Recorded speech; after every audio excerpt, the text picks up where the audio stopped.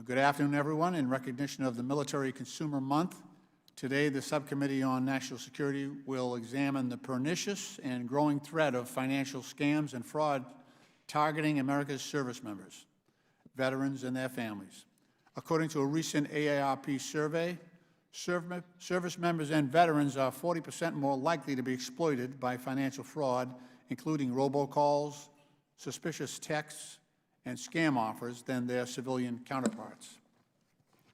Even more disturbing, 4 out of every 5 service members and veterans surveyed in 2021 reported that they were targeted by scams directly related to their military service or benefits, with 1 in 3 reporting that they lost money as a result. Federal Trade Commission data further reveals that financial scams targeting service members, veterans, and military families have increased dramatically by 69% from 2020 to 2021. Last year, more than 110,000 military consumers filed fraud reports with the agency and reported a collective loss of approximately $267 million. That's a 162% increase over the $102 million lost to fraud in 2020. As chairman of the Task Force on Financial Technology on the Financial Services Committee, I can attest that the emergence of innovative financial technologies, alternative payment systems, and digital currencies has augmented this risk. Younger service members and their families are especially susceptible to exploitation, given their relative lack of financial experience and understandable need for assistance amid frequent relocations, overseas deployments, and their eventual transition back to civilian life.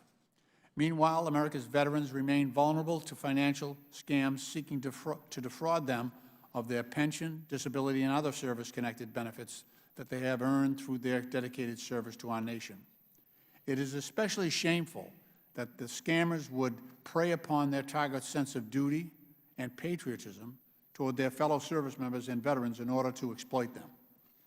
The Biden administration, as well as the Federal Trade Commission, the Federal Communications Commission, and the Consumer Financial Protection Bureau have all undertaken meaningful action to increase financial literacy among our military and veteran communities, as well as to assist military consumers in identifying and protecting themselves against financial scams.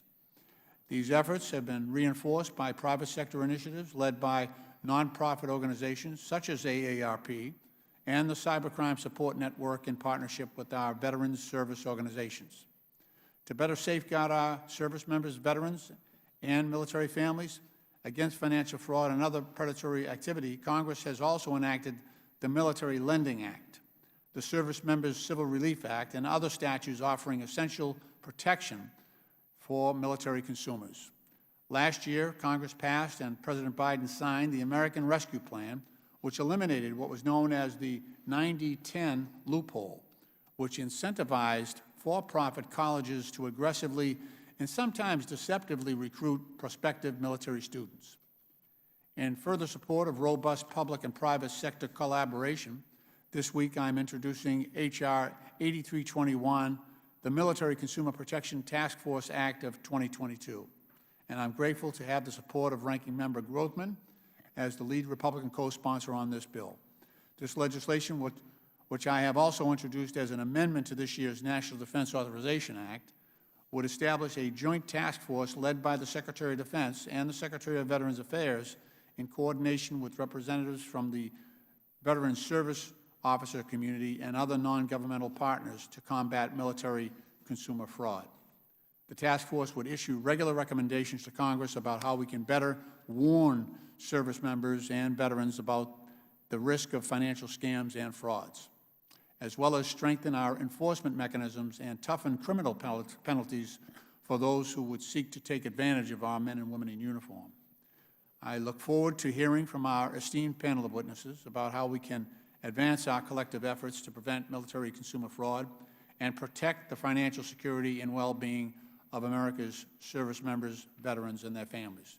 With that, I will now yield to the distinguished ranking member from Wisconsin, my friend, Mr. Grothman, for his opening statement.